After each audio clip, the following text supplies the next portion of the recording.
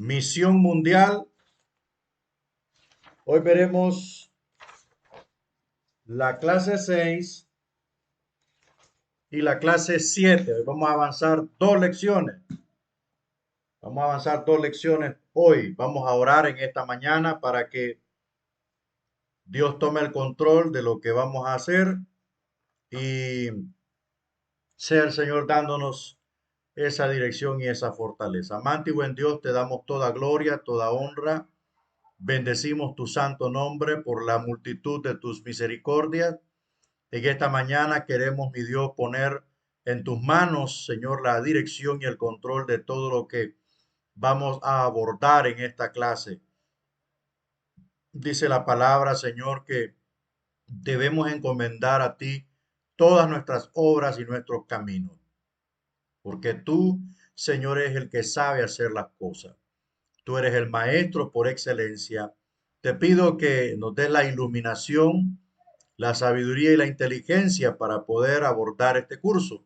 Igual para mis hermanos, los alumnos, que tú les ayudes en gran manera y ellos puedan, Señor, tener la percepción clara de lo que tú quieres abordar con ellos. Padre, te bendecimos en esta hora. Amén. Listo entonces, listo. Hoy la lección 6 se llama la respuesta de Israel. Yo no sé, hermanos, si allí en su localidad, Tegucigalpa, Guatemalita, no sé, los que están conectados, está haciendo el calor que está haciendo aquí, hermano. Aquí está haciendo un calor terrible, terrible. Primero Dios, ya la otra semana vamos a instalar la unidad de aire aquí en la oficina, ¿verdad? Ya de antemano empiezo a darle las gracias a todos los hermanos que nos han ayudado, nos han estado ayudando y ya con la ayuda de Dios, la otra semana vamos a cambiar la situación aquí porque la temperatura a veces se vuelve insoportable y lo triste es que a veces cuando subo videos a YouTube me agarra hasta las 2:30 de la tarde porque el internet se pone lento y tengo que estar aquí chequeando la computadora que suba todo y créanme que eso es algo bien difícil, hermano, estar aquí, como dicen normalmente, hornándose como pan aquí, ¿verdad? Bueno, la respuesta de Israel. Estamos viendo el curso de Misión Mundial, ya vimos Misión, la base de la Biblia, ya vimos ah, Están perdidos, ya vimos qué quiere Dios, ya vimos la responsabilidad de Israel, ¿ok? Ya vimos, perdón, ahora vamos a entrar a la respuesta de Israel. La respuesta de Israel, porque a ese escogió Dios para ser el misionero de las naciones. La primera pregunta dice, lea primer libro de Samuel 8, 4 al 22, ¿por qué quería el pueblo un rey y por qué Dios se lo permitió? Bueno, vamos a ver, normalmente estas citas bíblicas usted debe leerlas en su casa porque el asunto es que usted tenga una retroalimentación adecuada y para ello, pues, las citas bíblicas yo le recomiendo que las lea. Pero veremos la respuesta que tiene nuestro material. Dice, querían que alguien los gobernara para ser igual a las otras naciones. Querían sentirse protegidos. Dios se los permitió porque ellos habían elegido rechazar su reino teocrático. Dios nos da libre albedrío para elegir. O sea, la propuesta, pero mire qué engañosos y qué son pícaros, hermano. Es que mire, hermano, el hombre cuando ya no quiere a Dios, agarra cualquier coyuntura y se zafa y se embarra a todo el mundo. Mire lo que dice el versículo 4, primero de Samuel 8, 4. Entonces todos los ancianos de Israel se juntaron y vinieron a Ramá para ver a Samuel. En Ramá, creo que se llama Ramá de Galilea, ahí vivía Samuel, era originario de ahí. Y como Samuel era el último juez que gobernaba Israel, tenía una gran autoridad de parte de Dios, mire cómo llegaron donde él. O sea, esto que ellos plantearon es totalmente fuera de contexto, porque una cosa no tiene que ver con la otra. Y al fin y al cabo, quien gobernaba Israel, quien era el rey de Israel, era Dios, no era Samuel. Pero mire la excusa barata que escogieron estos tipos para poder pedir un rey. Dijeron, he aquí tú has envejecido. O sea, ningún ser humano tiene el control sobre la vejez. Ningún ser humano tiene el control sobre la vida de otra persona determinar, para determinar qué o cuándo, qué o cuándo se acabará su liderazgo. O sea, nadie puede predecir eso porque quien tiene el control de todas las cosas se llama Dios. A ellos se les olvida, ¿verdad? Que Dios pone y quita. Entonces, en primer lugar, dijeron, tú has envejecido. O sea, colocaron a Samuel en la cueva de la impotencia a causa de su vejez. Número dos, y tus hijos no andan en tus caminos. O sea, usaron ese aspecto para minimizar la influencia de Samuel sobre la nación de Israel. El hecho de que los hijos de Samuel no eran hijos de Dios, no eran seguidores de Dios, ni obedientes a Dios, ni por supuesto a su papá, no quería decir que Dios terminaba allí con la vida de Samuel y se acababa todo y la nación quedaba a la intemperie y a la deriva. Eso es algo absurdo. Fue una coartada bien hecha para poder sacarse a Dios del gobierno y un hombre, pedir un hombre que les expusiera el estribo y supuestamente lo gobernara. Ahora, no andan en tus caminos, por tanto, constitúyenos ahora un rey que nos juzgue como tienen todas las naciones. El hecho de que los hijos de Samuel no siguieran los caminos de él no quería decir que Dios estaba atado de pies y manos. Si Juan Bautista dijo Dios puede levantar hijos aún de estas piedras. O sea, para Dios nada es imposible. Ninguno de los jueces que vimos en los ciclos de Israel, ningún juez fue nombrado por sucesión sanguínea, como lo era la casa de Aarón en cuanto al sacerdocio. Los jueces eran seleccionados a priori por parte de Dios.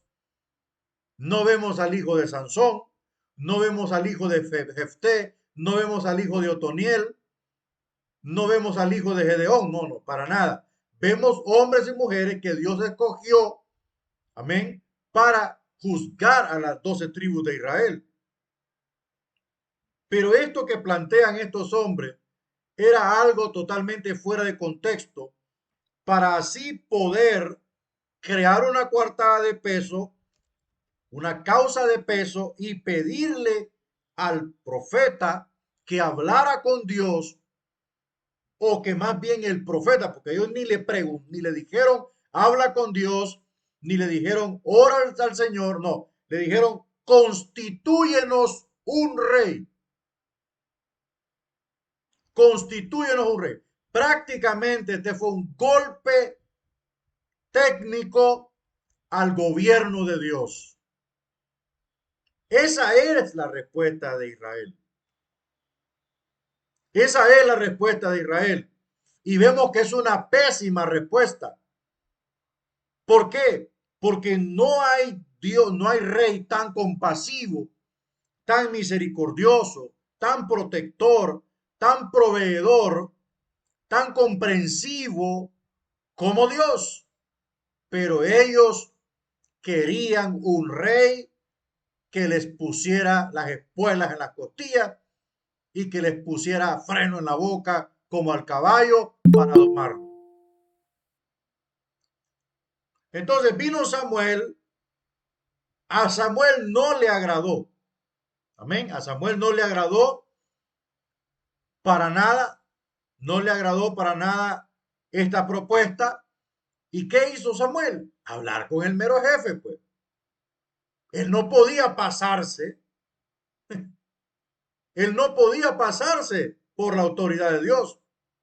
Él era el juez, él era el profeta de Dios, pero no podía decir, ok, bueno, nombren a fulano de tal, lo vamos a ungir y lo vamos a colocar, lo vamos a nombrar como rey. No, no. Hay cosas que el hombre no puede hacer. Yo no puedo ir a ungir a un pastor. Tengo que esperar la orden de Dios. Ay, ¿qué tal si lo ungo y sale cachiflín ese pastor? Nadie puede pasarse sobre la autoridad de Dios. Y este hombre temeroso vino y le dijo, mira, señor, esto es lo que esta gente está pidiendo. Mire el verso 7. Ah, perdón, el verso 6 dice, y Samuel oró a Jehová. Aquí hay un dilema de alta magnitud. ¿Qué pasa cuando usted le dicen o cuando un siervo le dice, mire, hay que ungir a fulano o a fulana de tal? No ande regando aceite así nomás. No ande imponiendo manos así nomás. Este era un caso delicado en donde pasaba por la decisión final de Dios. Pasaba por la decisión final de Dios y lo que hizo el instrumento, lo que hizo el servidor únicamente oró a Jehová y le dijo, Señor, aquí está esta propuesta. El verso 7 dice, y dijo Jehová a Samuel, oye la voz del pueblo. Primer libro de Samuel 8:7. Oye la voz del pueblo. ¿Ah? En todo lo que te digan, punto y coma, porque no te han desechado a ti, sino a mí me han desechado, para que no reine sobre ellos. Porque es que el hombre llega a un punto en donde no tolera más la voz de Dios. No quiere saber nada de Dios porque su carne pide el desenfreno. Su carne pide el desenfreno. Israel estaba hastiado de los decretos, de las leyes de Dios. ¿Por qué estaba hastiado? Porque su corazón no era recto delante de Dios y no amaba a Dios. Cristo dijo unas grandes palabras. El que me ama, mi palabra guardará. Y esto fue lo que aconteció con Israel. Un país pequeño, pero con una nuca tan dura que un yugo cuesta colocarlo ahí. Entonces, ellos desecharon el gobierno teocrático de Dios, un gobierno de justicia, un gobierno de amor, un gobierno de provisión, un gobierno de salud, un gobierno de protección, un gobierno de milagros, un gobierno de prodigios, un gobierno de hazañas asombrosas en donde ninguna nación en el mundo las ha experimentado.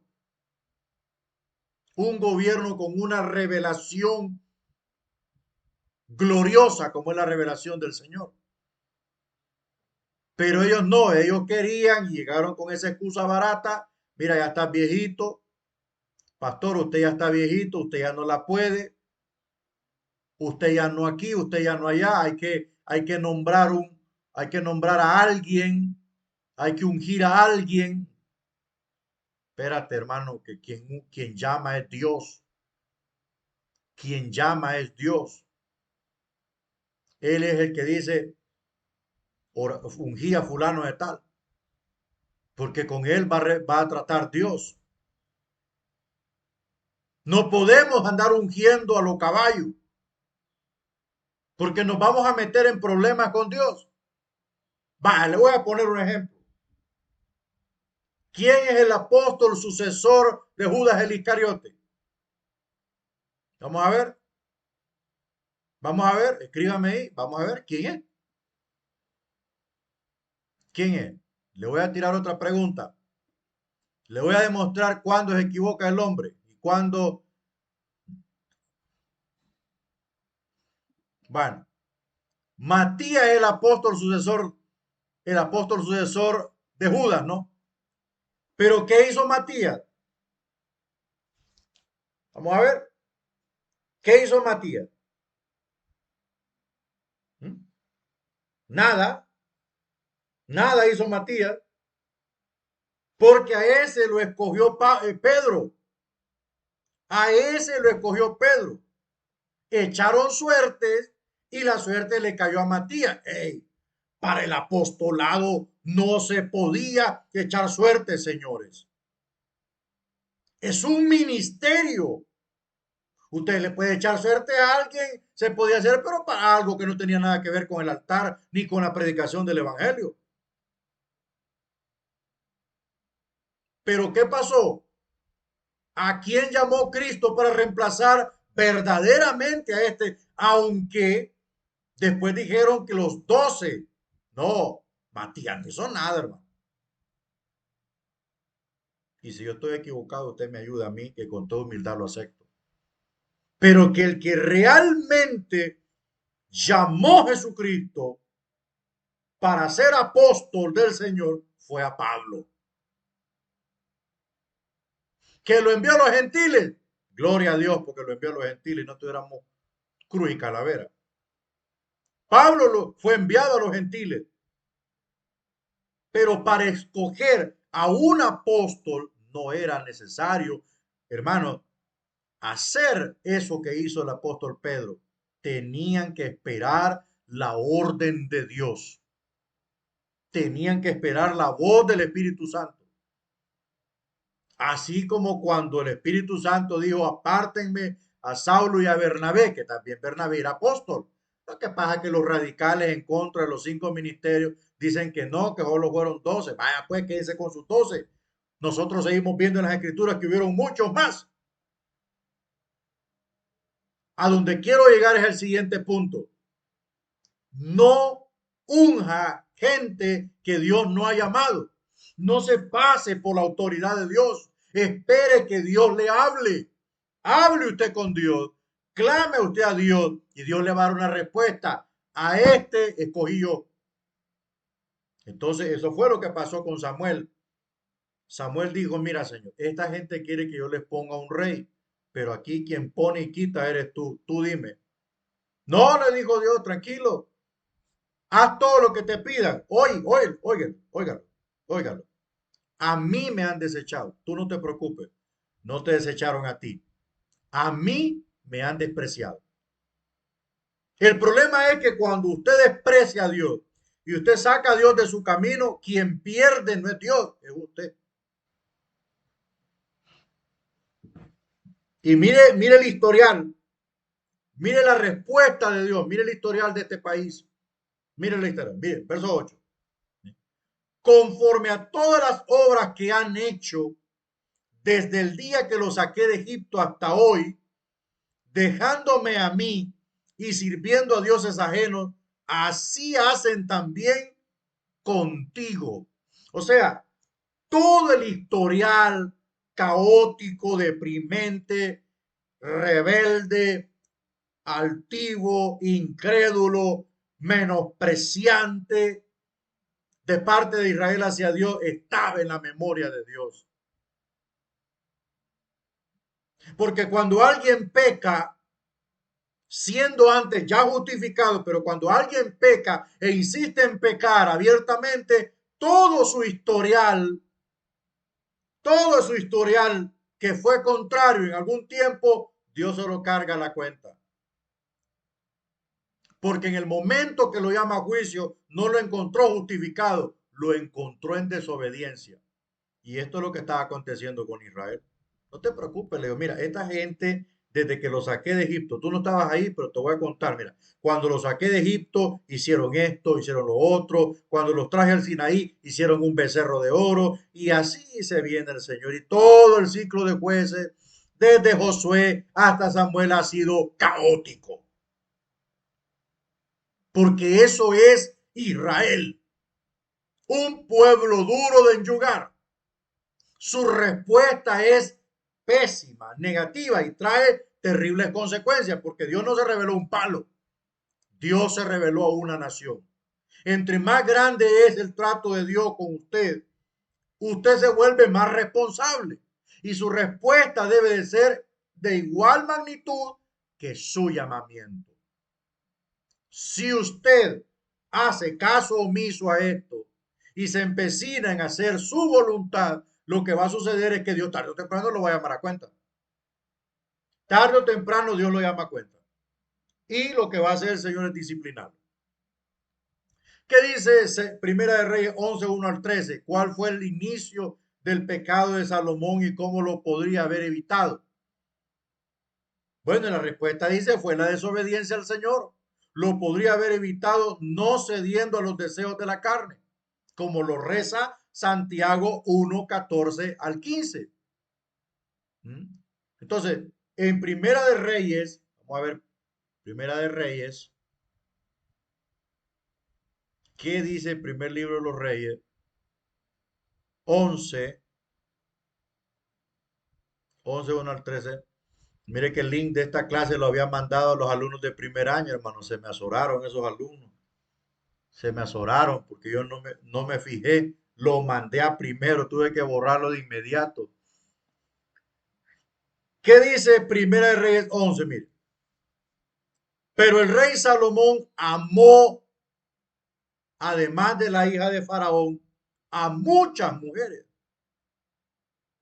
A muchas mujeres extranjeras, a las moabitas, a las de Amón, a las de Edom, a las sidonitas, que eran las precursoras de la deidad de Baal y Acera, a las eteas, gente de las cuales Jehová había dicho a los hijos de Israel, no os llegaréis a ellas, ni ellas se llegarán a vosotros, porque ciertamente harán inclinar vuestros corazones tras sus dioses. A estas pues se juntó Salomón con amor y tuvo 700 mujeres, reinas y 300 concubinas, y sus mujeres desviaron su corazón. Y cuando Salomón era ya viejo, sus mujeres inclinaron su corazón tras dioses ajenos, y su corazón no era perfecto con Jehová su Dios, como el corazón de su padre David. Porque Salomón siguió a Astoret, diosa de los sidonios, a Milcón, ídolo abominable de los amonitas. E hizo Salomón lo malo ante los ojos de Jehová y no siguió cumplidamente a Jehová como lo hizo su padre David.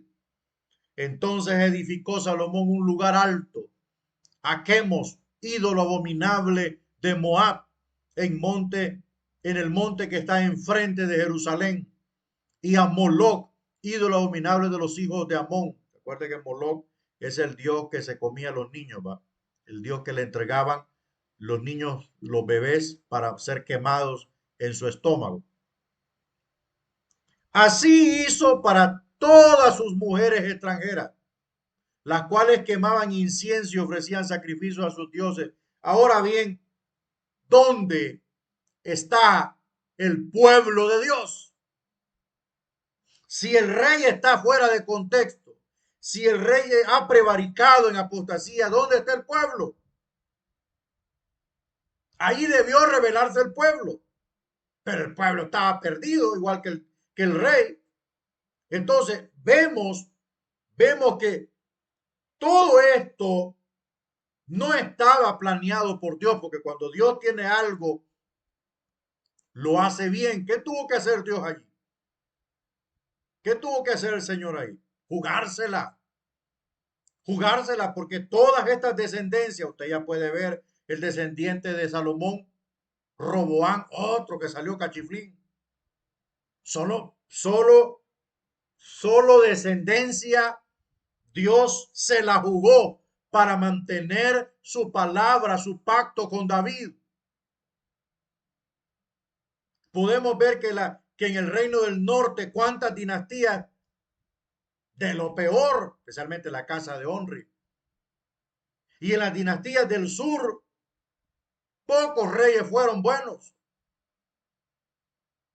Lo inició el pecado. ¿Por dónde inició el pecado? En apartarse de Dios, pues. Cuando usted se aparta de Dios, hermano, cualquier cosa que el diablo, cualquier payaso que le ponga el diablo enfrente, lo tumba. ¿Lo pudo haber evitado? Sí, lo pudo haber evitado, diciendo no a sus deseos carnales. Pero ¿qué pasa cuando alguien está cómodo? Por eso es que la iglesia no debe estar cómoda. Por eso es que a la iglesia hay que incomodarla.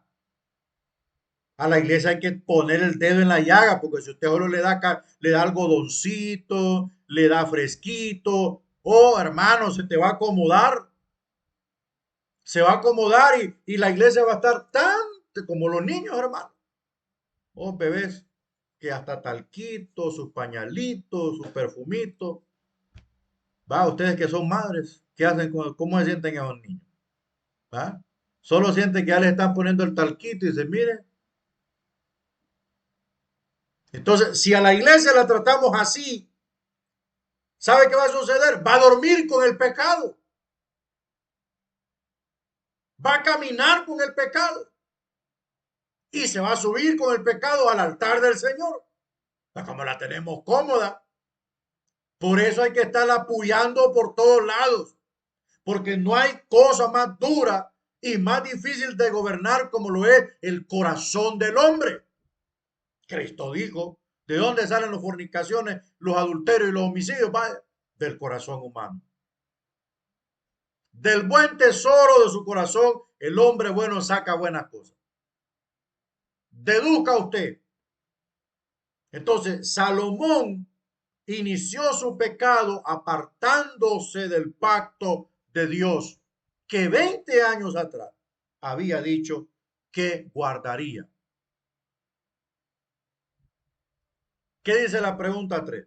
Jeremías fue profeta durante los años de declinación del reino. Lee el mensaje de Dios a Israel en Jeremías 3:1 al 14. ¿Desde qué punto de vista contemplaba Dios a Israel? ¿Cuál era la actitud de Dios hacia Israel? Respuesta, desde el punto de vista de un esposo que ha sido engañado por su esposa. O sea, Dios usa en esa cita bíblica, Jeremías 3:1 al 14, usa una metáfora, ¿verdad? Que ya en la próxima clase, mañana en la clase no de exégesis, de exégesis, vamos a ver la figura retórica. Y en la metáfora, uno de los elementos se identifica con las propiedades del otro y Dios utiliza la figura de un matrimonio en donde la esposa es Israel y el esposo es Dios. Entonces, desde ese punto de vista, Dios enfoca la infidelidad de Israel al irse en pos de los falsos profetas que dominaban en la época de Jeremías, voces ajenas, voces extrañas, como la voz o las voces que incitaron a Acab a subir a Ramot de Galat, aun cuando sabemos bíblicamente que no era profecía de Dios, sino eran espíritus de demonios o engañadores que hablaban como que si fuesen profetas de Dios. Espíritus de engaño. Entonces, esto produjo una declinación moral. El rey nunca quiso oír al profeta de Dios. Al contrario, lo metió en una cisterna, lo encerró en un pozo con una piedra encima y allí estaba el hombre de Dios pagando por ser íntegro delante de Dios. Esa es la respuesta de Israel. La actitud de Dios hacia Israel era de misericordia y persistencia. Quería que Israel volviera a él y reconociera su culpa. O sea, Dios no actuó como un ser intolerante, ni actuó como un ser totalmente explosivo. No, tuvo tanta misericordia, o sea, su misericordia es más grande que su ira. Eso lo hace especial. Eso lo hace un ser tan maravilloso. Su misericordia, su paciencia, su persistencia. Él hace hasta lo imposible por pastorearnos. Él hace hasta lo imposible por conducirnos, por guiarnos por el buen camino. A veces tiene que usar una vara para darnos un toque. A veces tiene que usar una palabra fuerte para que despertemos por su persistencia. Y lo demostró con Israel. Pero Israel no quiso, entonces tuvo el Señor que permitir la invasión y llevarlo 70 años al cautiverio para darle duro y parejo por sus pecados, por su rebeldía, por su incredulidad, porque no ha habido pueblo al cual Dios le haya hablado tanto como lo es la nación de Israel. Y lo mínimo que Dios esperó de parte de Israel fue obediencia a su revelación. Lee Ezequiel 20, 30 al 38, teniendo en mente la relación del pacto de Dios con Israel. En el versículo 33, Dios declara su intención de reforzar su gobierno sobre Israel como su rey justo. En los siguientes versículos traza un curso de medidas disciplinarias que lo guiaría a la restauración como su pueblo. Deduzca de este pasaje qué haría Dios para purificar a Israel y asegurar su fidelidad en los términos del pacto. Las preguntas son kilométricas. Bueno, seleccionará a los que forman parte de la alianza, apartará a los rebeldes, los sacará del país y no entrarán a la tierra de Israel. Bueno, esto vamos a ver, veamos un poco Ezequiel 20. Hay unas preguntas aquí que están hermanos por estar ahí. Yo realmente no le voy a mentir, voy a ser honesto. A mí este material no me simpatiza para nada, pero yo tengo que apegarme, no solo apegarme, a mí me faltó aquí pues escoger un mejor material, pero es bien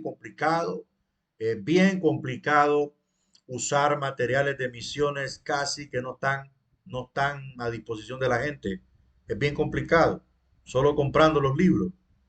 20, vamos a ver, capítulo 20, aquí está, vamos al verso 30, ahí está.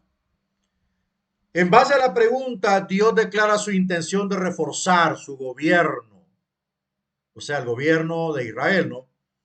Di pues a la casa de Israel, así ha dicho Jehová el Señor, no os contamináis vosotros a la manera de vuestros padres y fornicáis tras sus abominaciones, porque ofreciendo vuestras ofrendas, haciendo pasar vuestros hijos por el fuego, os habéis contaminado con todos vuestros ídolos hasta hoy. Miren, y he de responderos yo, casa de Israel. Vivo yo, dice Jehová el Señor, que no responderé, Dios mío. Y no ha de ser lo que, y no ha de ser lo que habéis pensado, porque vosotros decís, seamos como las naciones, como las demás familias de la tierra que sirven al palo y a la piedra. O sea, sea una forma despectiva de parte de Dios en decir a los ídolos de madera y de piedra. Vivo yo, dice Jehová el Señor, que con mano fuerte y brazo extendido y enojo derramado he de reinar sobre vosotros y os sacaré de entre los pueblos, os sacaré de entre los pueblos, os sacaré de entre los pueblos y os reuniré de las tierras en que estáis esparcidos con mano fuerte y brazo extendido y enojo derramado. Y os traeré al desierto de los pueblos y ahí litigaré con vosotros cara a cara. Mire, como litigué con vuestros padres en el desierto de la tierra de Egipto, así litigaré con vosotros, dice Jehová el Señor, os haré pasar bajo la vara y os haré entrar en los vínculos del pacto. Mire, hermano, yo le voy a decir una cosa. Cuando ya Dios dice, te voy a dar la vara, te voy a pasar bajo la vara, significa que viene un castigo terrible. Porque es que hay gente que castiga la paciencia de Dios. Estamos en Ezequiel 20, versículo 35 en adelante. O sea, Israel ha sido tan duro de corazón, tan terco, que Dios ha lidiado con él como cuando, como cuando el bueyero le toca amansar un buey que es fuerte, es joven, es grande, pero es terco, completamente terco. A mí me ha tocado ver aquí en esta zona, hermano, cómo se amansan bueyes. Y créame que eso es algo triste de verlo, hermano. Sufre el buey, sufre terriblemente. Pero le digo una cosa, sufre más el bueyero, el carretero, porque querer amansar una bestia de esos es algo difícil. Y si nosotros usamos esa figura para ver el trato de Dios con su pueblo, créame que a veces hay cristianos que son más duros que un buey, hermano. Ayer decía yo en la enseñanza de las cartas de Juan, que los demonios creen y tiemblan. Le tiemblan a Dios. No se pueden arrepentir porque en ellos no hay arrepentimiento. Pero hay cristianos que son más duros que los demonios, hermano. Por lo menos los demonios tiemblan. Y hay creyentes, hermano, que lo puede estar, mire, metiéndole el arpón. Lo puede estar puyando el Señor. Lo puede tener conectado a una máquina artificial para que respire. Ni así se ablanda. Son unos hijos del diablo. Entonces, os haré pasar bajo la vara y os haré entrar en los vínculos del pacto. No, yo prefiero que me diga el Señor, ¿quién quiere ir conmigo? Yo voy. Yo voy. No necesito que me dé un barazo o que me pase bajo el fuego de la vara. Y apartaré de entre vosotros a los rebeldes. Bueno, vamos a quedar claros en este Instituto Bíblico Sinaí online, virtual, póngale como quiera ponerle. En ningún punto de la Biblia los rebeldes tienen parte con Dios, ni en la mesa. Lo voy a volver a repetir en cámara lenta. Y apartaré de entre vosotros a los rebeldes, a los que se rebelaron contra mí, no contra el pastor, contra mí. Los que se rebelaron. En ningún punto de las escrituras usted va a encontrar que el rebelde tiene parte con Dios. Si usted, que es pastor, le dice a un miembro, escuche bien, le dice a un miembro, hermano, escuche, usted va a ir allá y va a hacer esto y va a hacer lo otro. Y si el miembro me dice a mí, no, pastor, eso no es de Dios, ¿cómo puede ese miembro conocer más a Dios que su pastor? Es imposible, hombre. ¿Cómo puede ese miembro decir, no, yo no voy a ir allá porque eso no es de Dios? Mire, hermano, yo le aseguro, me tomo una Coca-Cola, me relajo, analizo la situación, lo reúno y le quito todos sus privilegios para que vuelva a empezar de cero y aprenda lo que significa la obediencia. ¿Cómo va a saber él si no es de Dios? ¿Ah? Si cuando él tenía el ombligo lloroso porque acababa de nacer, el pastor ya estaba buscando de Dios, hombre. ¿Cómo va a decir un miembro a mí que antier se convirtió? ¿Ah? ¿Cómo me va a decir eso a mí un miembro? Si uno está actuando por dirección de Dios, si uno está actuando porque Dios está con uno, es porque sabe lo que hace. Ahora tampoco vamos a mandar a cualquier plátano a la obra de Dios, hermano. No vamos a mandar a cualquier perico. No, vamos a mandar a alguien que reúna las condiciones. Pero si ese que reúne las condiciones me dice a mí que no es de Dios, no, hombre, lo convierto en mi amigo, pero sin ningún tipo sin ningún tipo ni de deberes ni de derechos, ni de nada, solamente amistad. Porque no podemos ser enemigos. Porque si no hay amor, entonces no hay descanso. Si no ama, usted no puede entrar al reposo eterno, dice la Biblia. Entonces, esto fue lo que Dios le dijo a Ezequiel. Yo me voy a llevar a Israel. ¿Y sabe cuándo va a ocurrir esto? Para que usted se ubique cuándo va a ocurrir esto.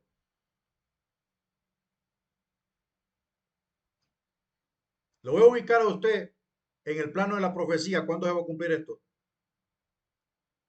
Dice, los que se rebelaron contra mí, de la tierra de sus peregrinaciones los sacaré, mas a la tierra de Israel no entrarán, y sabréis que yo soy Jehová. Esto va a suceder cuando el Señor juzgue a la nación de Israel antes de inaugurar el milenio. Todos los que se rebelaron, todos los que dijeron, no, no te vamos a obedecer, no lo vamos a hacer, está bien, no hay problema. Yo los voy a llamar a juicio, dice el Señor. Y todos aquellos que se rebelaron contra mí no entrarán a la tierra de Israel, a la nueva tierra de Israel, que es donde Él personalmente reinará sobre la humanidad desde la tierra de Israel.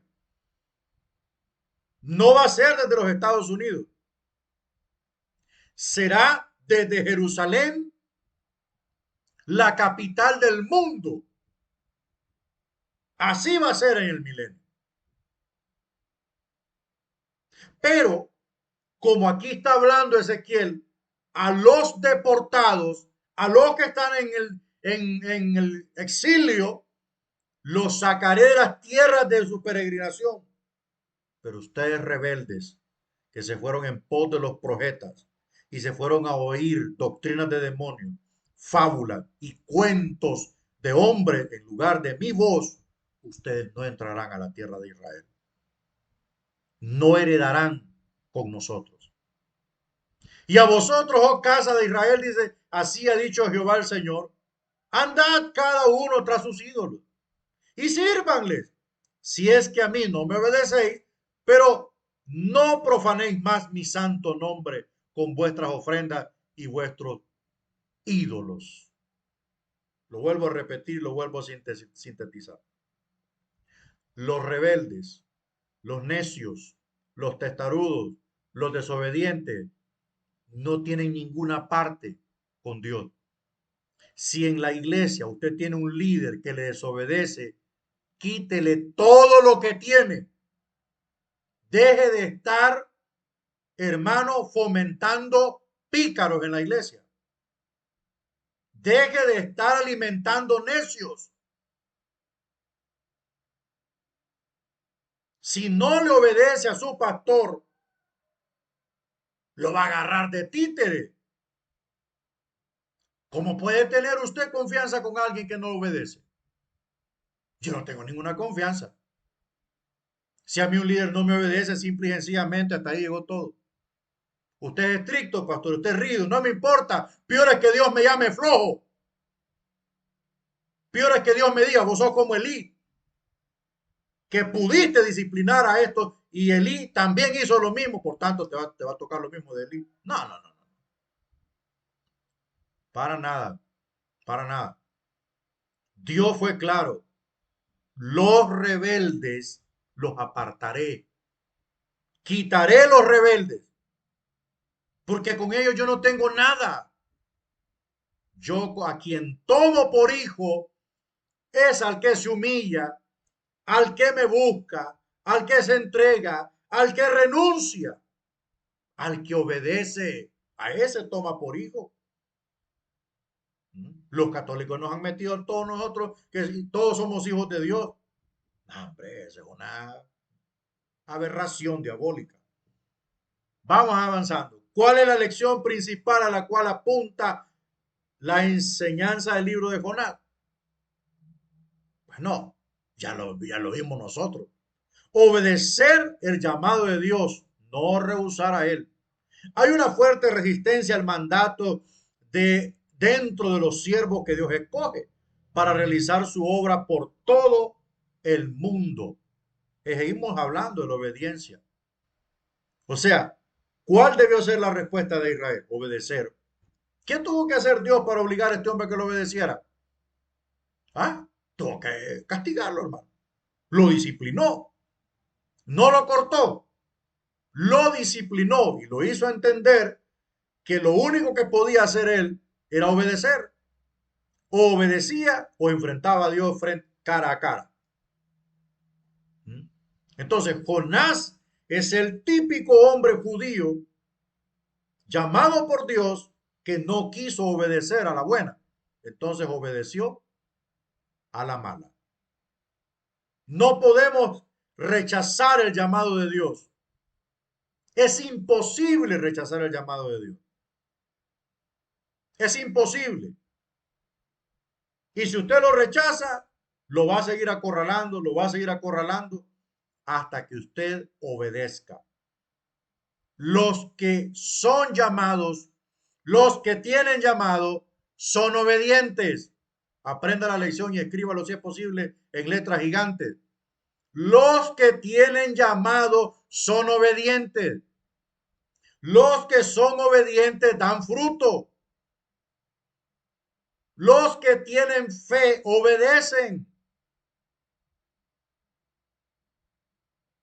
Es necesario que nosotros aprendamos a conocer estas cosas y a darnos cuenta que cuando Dios llama a alguien, escuche bien lo que va a suceder, no va a seguir en el pecado. Si alguien tiene llamado de Dios, el primero en cambiar con el encuentro con Dios es el que recibe el llamado. ¿Cómo va a ser posible que va a seguir pecando usted?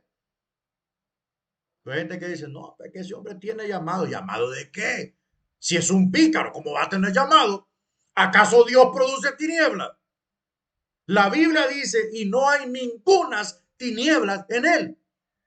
Por tanto, aquel que dice, oiga, que conoce a Dios y no abandona su pecado, la verdad de Dios no está en él. Lo primero que se ve en alguien que está siendo llamado por Dios, consagración, obediencia. Se vuelve una persona piadosa, pero no de esos piadosos que visten así como las monjas de los conventos. Eso no es piedad. No es piedad de vestimenta. El piadoso es aquella persona, hermano, que tiene temor de Dios, que si sabe que algo va a decir incorrecto y va a dañar al prójimo o va a ofender a Dios, mejor no dice nada. Es piadoso, temeroso de Dios. Entonces, eso fue la principal enseñanza del libro de Jonás, la obediencia. Sigamos avanzando.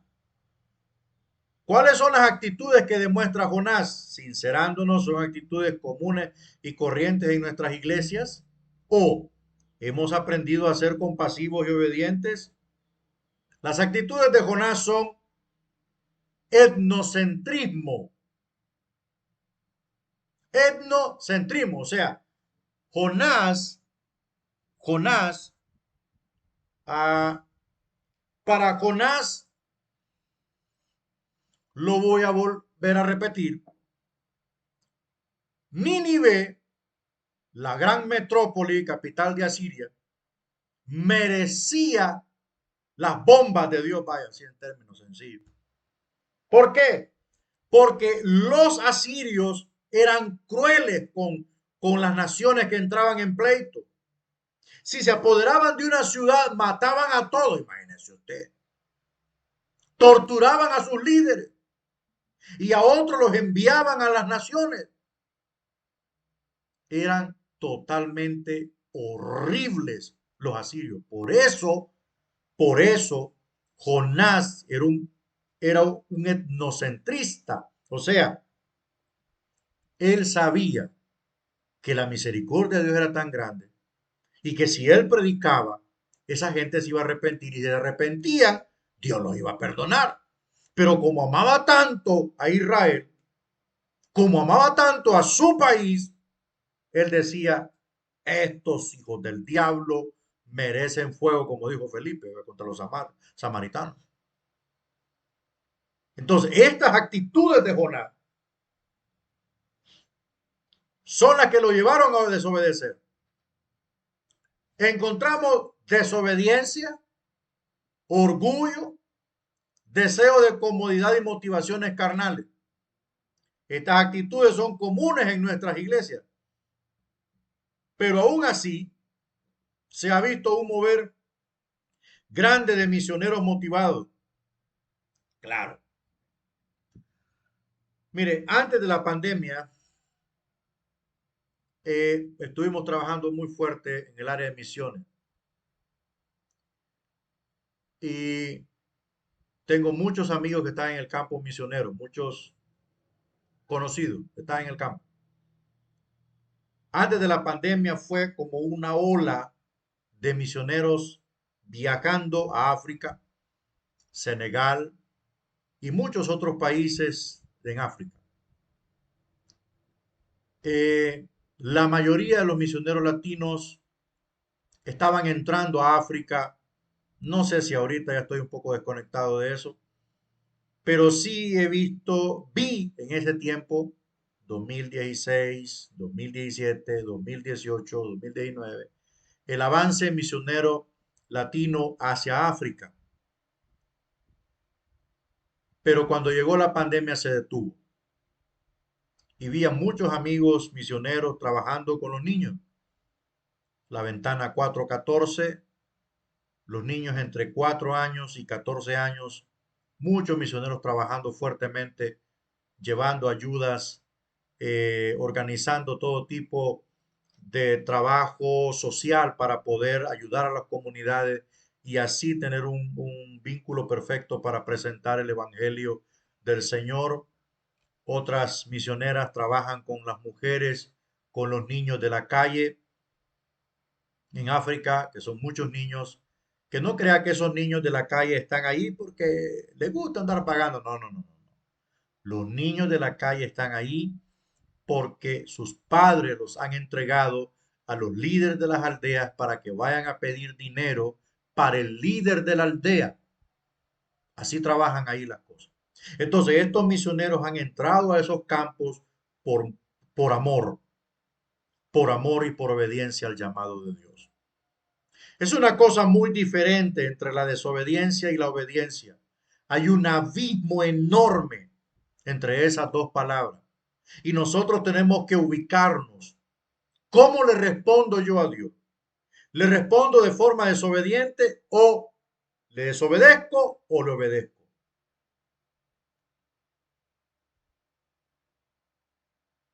Ese es el problema. Ese es el problema. Es un problema de base. Buena aportación la que me hizo allí. Es un problema llamar ungido a un desobediente. Nosotros mismos tenemos la culpa. Porque le andamos celebrando todo a un desobediente. Yo con un desobediente ni un like le doy. Ni un like.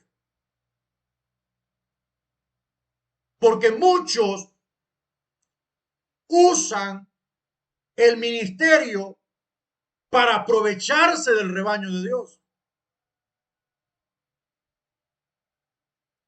En ese aspecto y en ese sentido, no están siendo obedientes al llamado de Dios. ¿Por qué? Porque los líderes principales los ungieron y les dieron vía libre para predicar la palabra, aún sabiendo que sus requisitos no eran llenados. Una persona que está acusada de vivir con su novia o de vivir con su novio o lo que sea, de fornicación, que hay sospecha, no se le debe dar ni levantar la ofrenda. Porque estamos fomentando y participando del pecado ajeno. Es un problema de base. Es un gran problema de base. Nosotros mismos le hemos dado alas a estas cosas. La Biblia le llama desobedientes y nosotros los llamamos ungidos. Tenemos serios problemas. Razón tenía a Martín Fumero. Bueno, razón tiene Martín Fumero en su libro de demonología. Decía o dice en ese libro allí, el don que la iglesia debe pedir. Amén, hermano. El don que la iglesia le debe pedir al Señor, al Espíritu Santo, no es el de profeta ni el de apóstol, ni nada. Es el don de discernimiento de espíritus. Para ver cómo entra, cómo se camuflajea, cómo se oculta, cómo se disfraza Lucifer. Y no solo Lucifer, los falsos cristianos, los falsos ungidos que van en busca de su propia gloria. Se fue la luz aquí, hermano. Denme un segundito.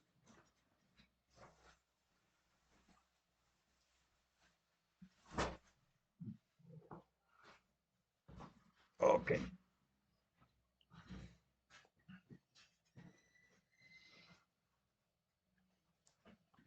Por eso es que es necesario predicar el evangelio como el Señor lo dio. Por eso es necesario predicarlo así. ¿Por qué? Por la simple y sencilla razón que no podemos permitir que los rebeldes, que los carnudos, los pecadores tomen el altar del Señor. Piense por un momento cuando Eleazar, Nadab y Abiú creo que eran. Esta gente tomaron su ropa de sacerdote, tomaron los incensarios, iban bien ebrios, agarraron fuego a saber de dónde y agarraron incienso del altar del incienso, lo echaron en sus incensarios y pusieron fuego y entraron a la presencia de Dios a ofrecer fuego, incienso ante Dios, cosa que Dios no había mandado.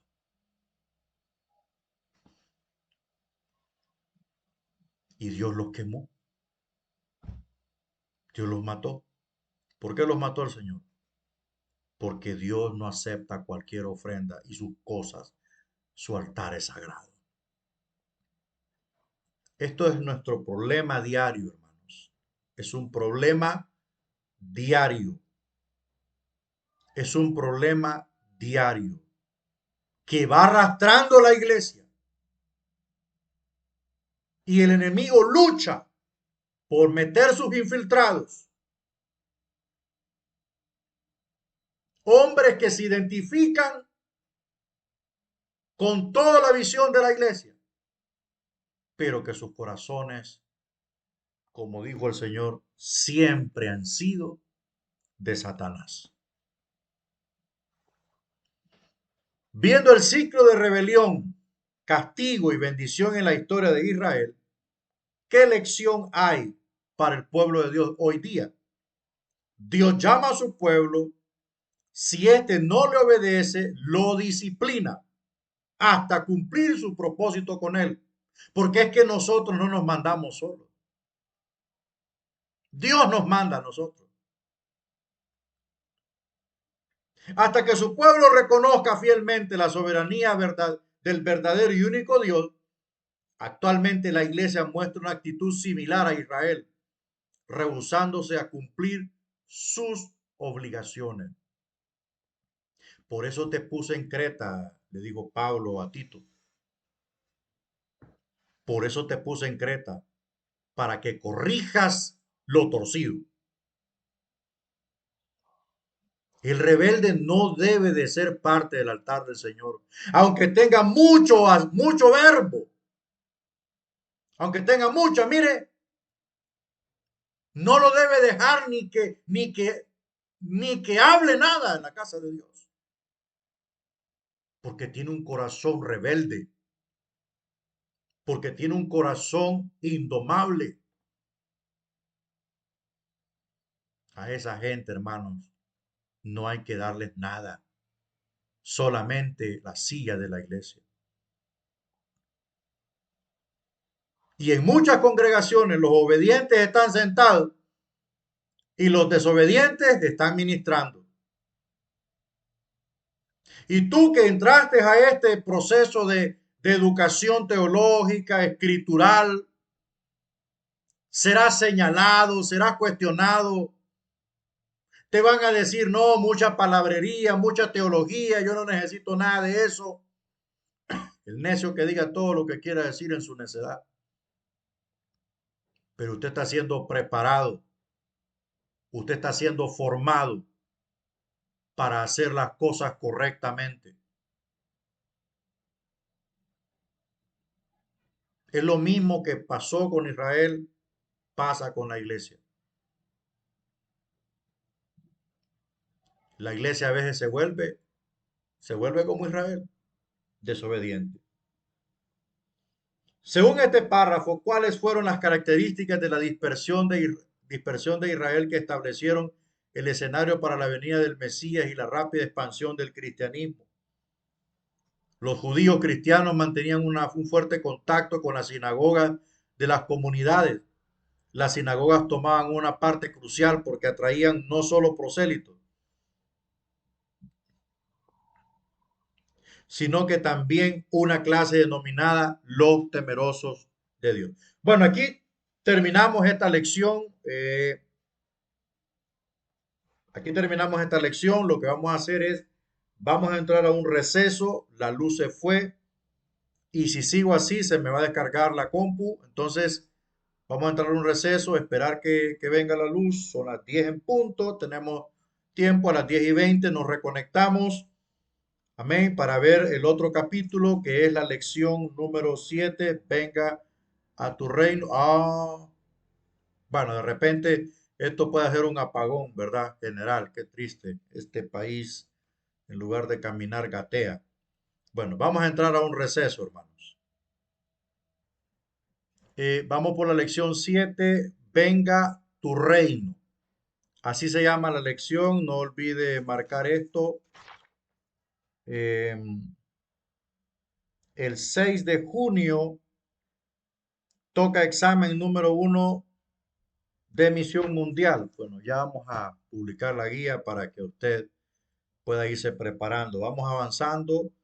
Esta solo tiene 10 diapositivas. ¿Qué tenía que pasar antes de que Dios utilizara a su pueblo en la realización de su plan para las naciones? Bueno, Dios debía purificarlo por medio de la sangre de Cristo. Y luego debía enviarle su espíritu. Esto es lo que no entendían los judíos. Los judíos querían, los judíos querían que llegara el Mesías con sus tropas, derribara a los romanos, les quitara el poder a los romanos y les devolviera el poder a los judíos. No era así, porque lo que a Dios le priorizaba era la parte espiritual, porque ya tenía siglos de estar tratando con ellos a través de la ley y no había podido tener resultados concretos en la parte espiritual. Entonces, lo primero que debía hacer el Señor era resolver el problema del pecado, porque no solo con Israel era el asunto, no solo Israel era el ocupante del planeta, también estaban las naciones gentiles. Entonces, Él envió el Salvador a los suyos, pero los suyos no le recibieron, sino que les dio, sino que lo rechazaron sus mismos paisanos, ¿verdad? Su misma nación lo rechazó. Entonces, el enfoque de Dios, lo prioritario para Dios era la purificación por medio de la sangre de Cristo y así establecer un mediador entre Dios y los hombres que ya no sería ya no sería el sumo sacerdote del templo, ya no sería nadie más, sino que sería el gran sumo sacerdote que ofreció su sangre misma y entró con su propia sangre al velo del lugar santísimo en el cielo para presentar las pruebas de la obra redentora que había hecho.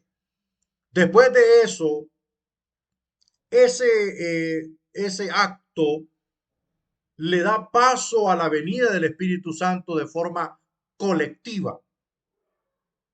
La venida del Espíritu Santo de forma colectiva, pero tampoco vamos a decir que es que el Espíritu Santo vino como una lluvia torrencial. No, no vino como una lluvia torrencial, ni tampoco va a venir, ni seguirá viniendo como algunos necios, ¿verdad? Que están predicando que el Espíritu viene a toda carne, porque así dice la Biblia. Sacan el texto del contexto para poder verificar sus pretextos. Eso es lo que hacen estos falsos intérpretes de las escrituras que están en los altares. Entonces el Espíritu de Dios vino a los 120.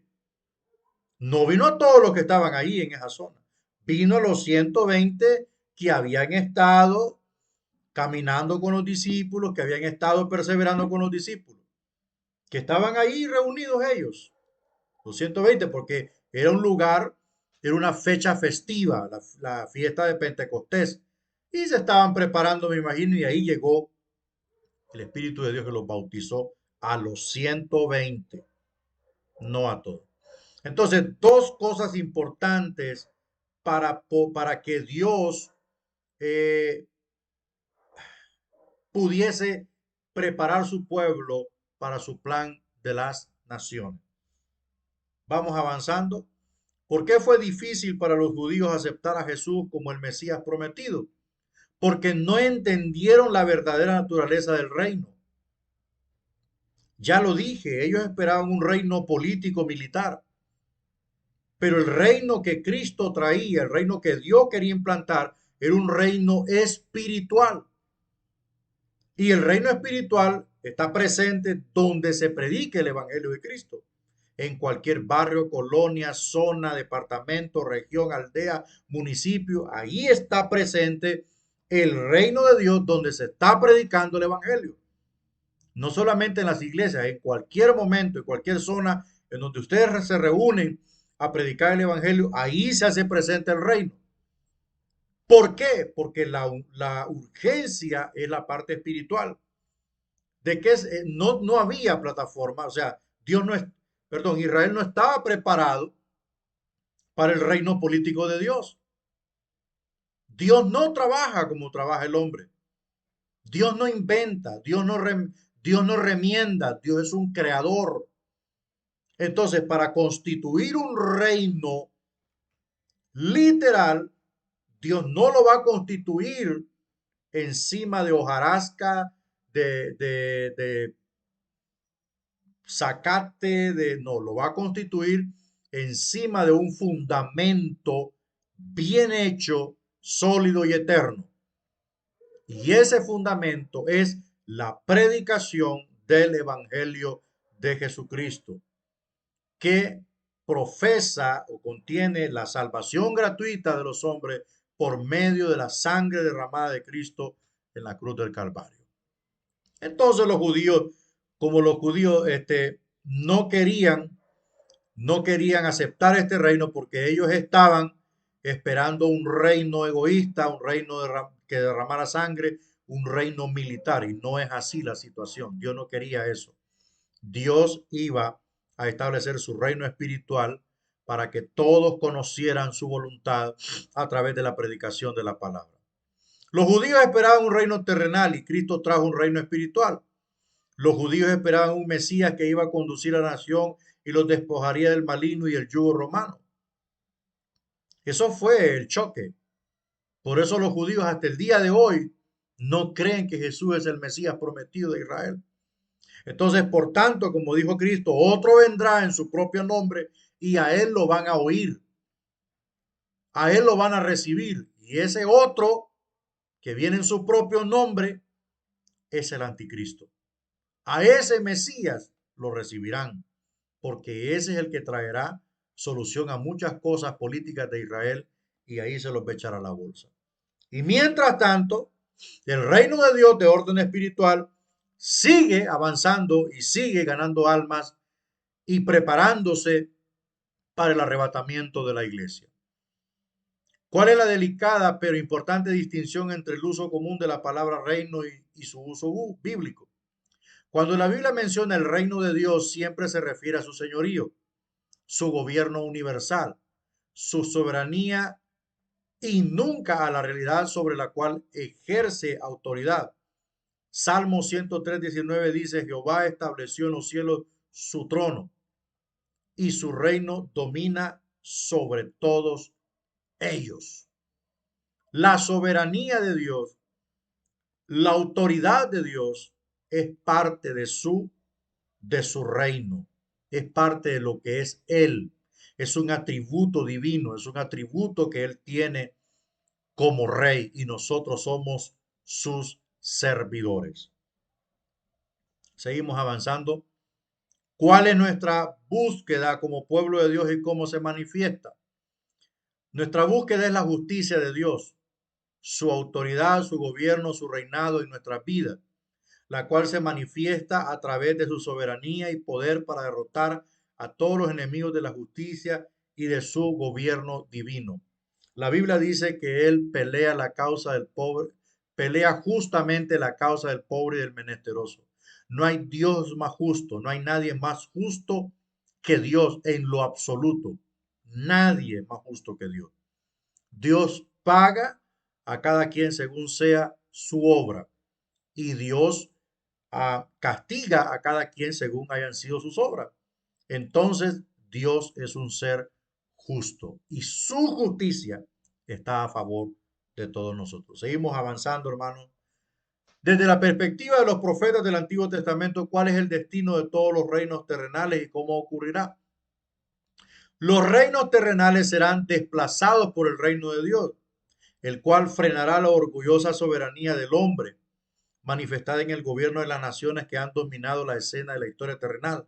El dominio de Dios, el reino de Dios, el gobierno de Dios aplastará toda oposición y Dios y solo Él será el rey en esos días. El reino, el gobierno humano, que su último gobernante será el anticristo, ese es el último gobierno que existirá. Nunca más después de allí habrá otro gobierno. Nunca más habrá otro presidente, nada ni nadie. ¿Por qué? Porque el, la llegada del último líder mundial será prácticamente el ¿cómo le digo? El último escalón hacia la parte final de todo lo que existe. Después de ese reinado de 7 años, Cristo descenderá literalmente, o sea, el hombre más fuerte, el infinito Dios, el todopoderoso. Y el anticristo lo único que será es sometido y lanzado al infierno de fuego o al lago de fuego. El falso profeta serán lanzados con él. El diablo será capturado y preso 1000 años. Entonces todos los poderes demoníacos serán sometidos. ¿Por quién? Por aquel que venció en la cruz, el todopoderoso Jesucristo. Vendrá e instalará su reino literal 1000 años. Entonces de ahí nadie más volverá a tomar la silla de las naciones, nada de eso. No, no, no, no. Se acaba ahí. Con el anticristo es el último gobierno humano. El Señor mismo va a reinar la humanidad por 1000 años. Y después de esos 1000 años vienen los juicios. Viene el juicio ante el trono blanco, viene el juicio de los ángeles caídos y Satanás. Y mientras estos juicios se dan, la tierra es hecha nuevamente, como dijo el apóstol Pedro, que los cielos pasarán grande explosión y los elementos ardiendo se fundirán. Apocalipsis dice que todo será hecho nuevamente. El mar ya no existirá más, ya no ocuparemos mar, ni nada de eso. Entonces, y descenderá la nueva Jerusalén, que es donde vivirán todos aquellos que hayamos seguido al Señor y hayamos pagado el precio por este evangelio. La nueva Jerusalén es donde Cristo dijo, en la casa de mi Padre muchas moradas hay. A eso se refería. Entonces, ya gobiernos y todo eso se acaban. Prácticamente el gobierno de Dios aplastará. Fue la visión que miró a Nabucodonosor cuando de aquel monte gigante, una gran roca se desprendió y cayó en los pies de la estatua que Nabucodonosor veía y la desmenuzó toda. Ese es el reino de Jesucristo que viene pronto y que un día se establecerá aquí y nosotros, la iglesia, reinaremos con él y allí seremos reyes y sacerdotes con él para siempre. Bueno, escatología bíblica, año número 3 de nuestro instituto. Circunstancialmente, Juan tenía eh, por qué dudar de su llamado y del reino que anunciaba, pero según Lot, ¿por qué Juan dudó de que Jesús fuera el Mesías? El problema de Juan se originaba en el hecho de que Jesús no estaba actuando como el Mesías, que el mismo Juan había anunciado, pues no veía nada del bautismo del Espíritu Santo ni el juicio de los malvados. Veía que la profecía de Daniel no parecía estar en proceso de cumplirse. Eso es lo que traicionó a Juan y por eso el Señor, antes de perder a Juan, le quitó la cabeza. Antes de perderlo, mejor le quitó la cabeza. 7. ¿Quién es el verdadero enemigo de Dios y cómo actúa el reino para destruir su reinado? El verdadero enemigo de Dios es Satanás. El reino de Dios ataca a la soberanía de Satanás cuando tú predicas el evangelio. Cuando usted predica el evangelio, no es sueño, va. No andar predicando sueños, yo soñé, yo te veo aquí. No. Predicación de la palabra de Dios. Pablo dijo, no me avergüenzo del evangelio porque es poder de Dios para salvación. Es poder de Dios. No predicar sueños ni andar predicando visiones. No, guárdese las visiones. Predique el evangelio de Cristo. Ataque la soberanía de Satanás. Arrebate las almas. Hágalo retroceder. Cierre cantinas, cierre burdeles, cierre todo, centro donde venden droga, lo que sea, gáneselos para Cristo. Entonces ahí es donde Satanás empieza a retroceder. Introduce cambios en el orden espiritual, en las vidas de los hombres y mujeres, no en cosas externas. Es lo que estamos hablando aquí, que el Evangelio de Cristo es la herramienta perfecta para destruir, hermanos, todo el reino todo el reino de Satanás. ¿Y dónde está eso? Está aquí, en la palabra de Dios. Esta palabra, hermano, esta palabra le tiembla el enemigo. ¿Por qué? Porque cuando está en la boca de un creyente que está consagrado, que está buscando de Dios y que está en la presencia de Dios, le tiembla. Él la tiembla. Pero él no le tiembla en la boca de los carnudos, él no le tiembla en la boca de los desobedientes, peor de los rebeldes. No le tiembla. No, mira que él es el rebelde número 1. Ah, ese es igualito a mí, porque yo me rebelé en el principio. El primer pecado de Satanás es la rebelión. Después usó la mentira. Él no se esfuma, no se inmuta por eso. Ahora, cuando la palabra está en la boca de un creyente que ora, en un creyente que está consagrado y en un creyente verdadero, entonces ahí le tiembla a Satanás. Y es ahí donde no te puede resistir. ¿Cuáles son los dos aspectos o etapas del reino? Bueno, en un tiempo futuro, cuando toda soberanía humana sea desplazada por la soberanía de Dios, ahí será el reino literal. Y en un tiempo presente es el misterio, la nueva revelación es que este es el reino de Dios ya ha venido a obrar entre los hombres. O sea, las dos fases del reino son la fase espiritual, que es la que estamos ahorita, y la fase literal es que la trae Cristo. Mire que los necios de la apostasía, como Ronnie Chávez, como Maldonado, como Cash Luna, como Dante Hebel, dicen que los apóstoles vienen a establecer el reino literal. ¿Cómo va a establecer el reino literal el hombre si no le es dado al hombre? El reino espiritual sí, porque el Señor lo entregó a nosotros, o sea, está en nosotros. Y se establece cuando usted predica la palabra. Allí usted está pregonando el reino espiritual y cosas poderosas están ocurriendo en lo espiritual. Porque cuando usted está proclamando la palabra, usted está orando, cuando usted está reprendiendo, cuando usted está intercediendo, batallas espirituales están llevando a cabo en el mundo invisible.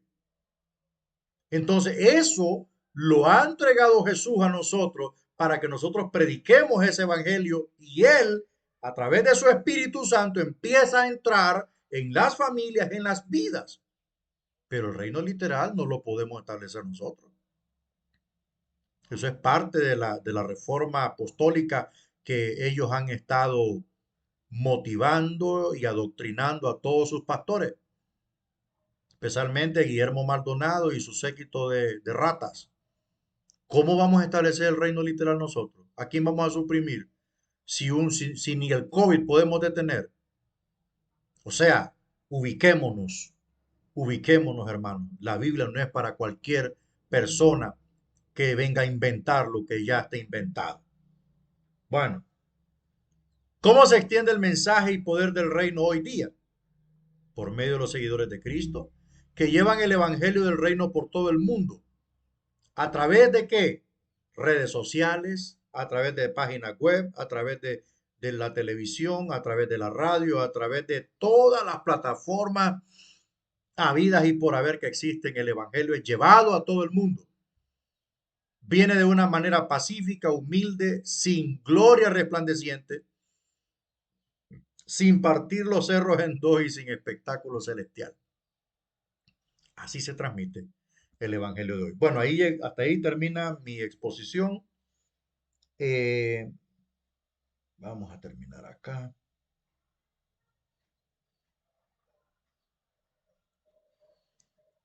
Bueno, ¿tiene alguna pregunta? ¿Alguna opinión? Estaba leyendo unas opiniones aquí concernientes a muchas personas que están en desobediencia, pero sin embargo están sirviendo. Bueno, hay que tener mucho cuidado. Una de las cosas importantes que hay que enseñarle a las personas es que sin obediencia no hay servicio. Sin obediencia no hay servicio y la obediencia se mide en todos los aspectos. El problema es cuando se vuelve algo repetitivo, algo en donde las personas ya se vuelve un estilo de vida. Entonces a esa persona hay que pararla y quitarle todo, disciplinarlo, hermano, que no le tiemble la mano, disciplinarlo, para que aprenda a obedecer, porque si no fue fiel en lo poco, ¿cómo va a ser fiel en lo mucho? Si le da más largas y más largas, le va a robar la iglesia, lo va a sacar de la iglesia. Bueno, ¿alguna pregunta que tenga? ¿Opinión? ¿Duda?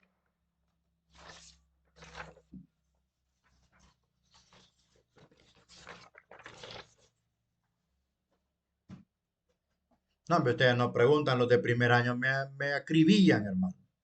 Los de primero me acribillan con preguntas. Santo Jesús.